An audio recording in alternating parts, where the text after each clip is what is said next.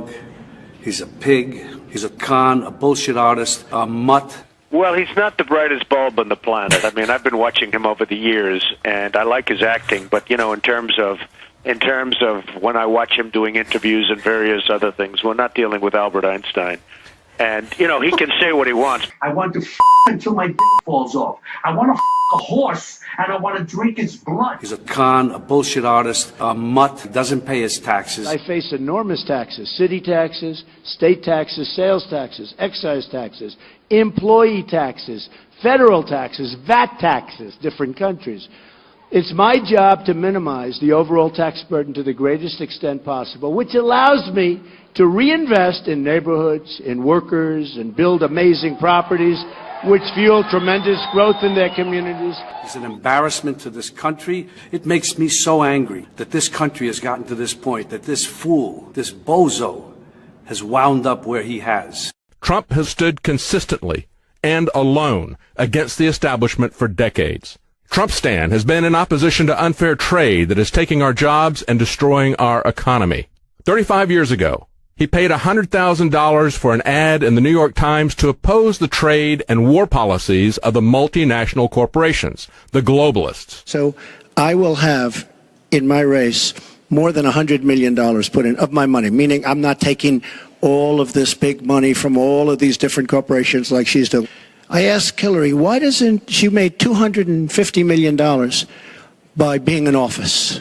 She used the power of her office to make a lot of money. Why isn't she funding, not for $100 million, but why don't you put 10 or 20 or 25 or $30 million into your own campaign? It's $30 million less for special interests that will tell you exactly what to do. We've already been disenfranchised because you look at what's going on. Because if you think about it, the economy is rigged. The banking system is rigged. There's a lot of things that are rigged in this world of ours. And that's why a lot of you haven't had an effective wage increase in 20 years, folks, and we're going to change it. It helps if you have a billionaire who doesn't need the money of the multinational corporate donors, and he's willing to fight. He has opposed the Republican orthodoxy of so-called free trade and of being the world's policeman, and he has said it to their face.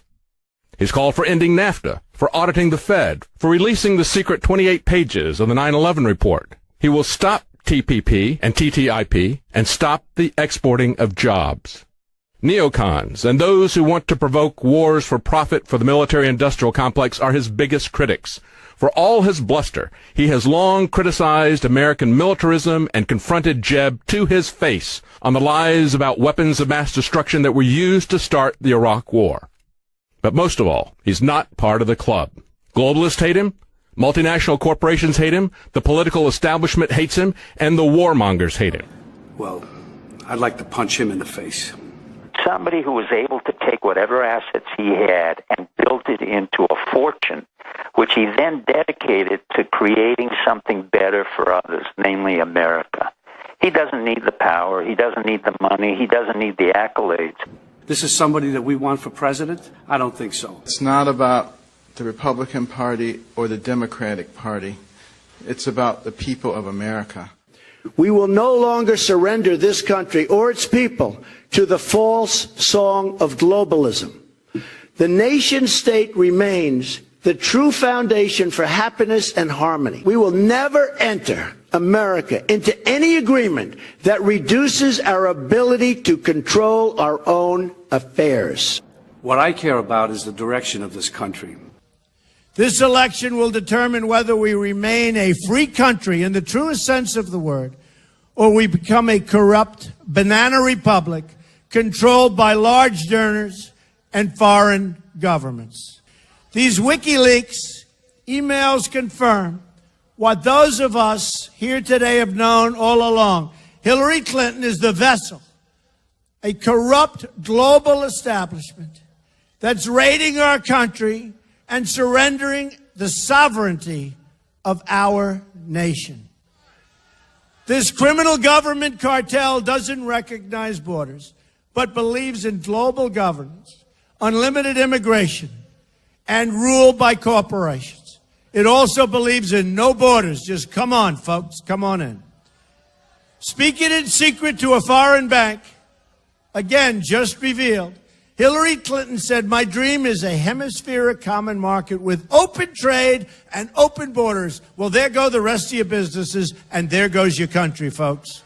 The corrupt establishment in Washington wants to surrender America's borders, even as they send our troops overseas to protect the borders of foreign countries. We're protecting the borders of foreign countries, but not our borders.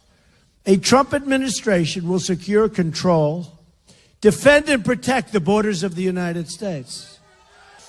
Behind closed doors, when she thought no one was listening, she pledged to dissolve the borders of the United States of America. No borders. You don't have borders, we don't have a country. WikiLeaks has given us a window into the secret corridors of government power, where we see a former Secretary of State announcing her desire to end forever the American independence that our founders gave to us and wanted us to have. American soldiers have fought and died to win and keep America's freedom. And now Hillary Clinton wants to surrender that freedom to these open borders, open trade, and a world government. And by the way, we want a government for the United States. We're very happy with it. Today we learned, amazingly, that the Department of Justice fed information to the Clinton campaign about the email investigation. Rudy Giuliani said it. This is collusion and corruption of the highest order, and is one more reason why I ask my Attorney General, I will ask, to appoint a special prosecutor. We have to investigate the investigation. This was a disgrace. This was a disgrace.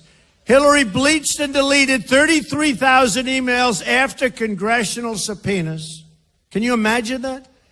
They got a subpoena from the United States Congress, and then they deleted everything. If you did that in private life, you go to jail. And then destroyed her phones, some with a hammer. Boom. Anybody destroy your phones before with a hammer? Anybody? First, Hillary Clinton said this, remember?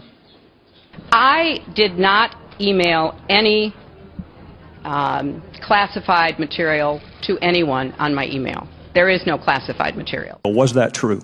There was classified material emailed. I did not send or receive any information that was marked classified at the time. 110 emails in 52 email chains have been determined by the owning agency to contain classified information at the time they were sent or received. Everything that could be in any way connected to work is now in the possession of the State Department. No, we found work-related emails, thousands, that were not returned. Did you or any of your aides delete any government-related emails from your personal account? We did not. There's no doubt that there were work-related emails that were removed electronically from the email system. Classified material has a header which says top secret, secret, confidential. One of her assistants at the Department of State talking about how they didn't have a secure machine or something like that. And so she told him, well, if you can't fix it, just send it without the headers. She said send it without the strictly classification markings off of it. And use your home fax. Off. Right. That shows a willingness to expose national security secrets to a non-secure venue. That shows intent. And again, espionage, the failure to secure state secrets. Hillary Clinton says that she can't remember what a C in bracket stands for. See, that's her signature, Clinton, with the C in bracket right there. Some of the state secrets that she revealed used the proper true names of American intelligence agents operating undercover in the Middle East. When they lost their covers, they ran for their lives, and some of them didn't run fast enough and lost their lives. What I'm very, very worried about is the direction of this country, that it might go in the wrong direction. We need major surgery. This country needs major surgery. Are you the surgeon? I think I do a fantastic job, but I really would prefer not doing it. And I know people have talked to you about whether or not you want to run. Would you ever? I just probably wouldn't do it, Oprah. I probably wouldn't, but I do get tired of seeing what's happening with this country. And if it got so bad, I would never want to rule it out totally, because I really am tired of seeing what's happening with this country, how we're really making other people live like kings, and we're not. I know from a common sense financial standpoint that something has to burst. When a country is losing billions and billions and billions of dollars a year, and when other countries are making hundreds of billions of dollars, something is going to burst. I think people are tired of seeing the United States ripped off. And I can't promise you everything, but I can tell you one thing. This country would make one hell of a lot of money from those people that for 25 years have taken advantage. It wouldn't be the way it's been, believe me. I've decided to do something about it. I couldn't stand to see what was happening to our great country. I've committed to a truly more powerful military, one prepared and equipped to stand up to any and all of our foes. When we draw a line in the sand, it needs to mean something to all, especially our enemies. I've released a tax plan that gives the middle class and those with lower incomes a chance to keep more of what they earn, while restructuring how the richest Americans will be paying taxes. I've introduced a whole new approach to job creation by encouraging companies to bring more of their jobs in manufacturing back to the United States, home where it belongs, along with the trillions of dollars currently being held in foreign banks overseas. What we need is leadership that can deal with our mess and begin to apply practical solutions to our problems. There's so much untapped greatness in our country. I don't need anyone's financial support, nor do I need anyone's approval as to what to say. I just had to do the right thing. I had to do it. I had no choice. I see what's happening to our country. It's going to hell. I had to do it.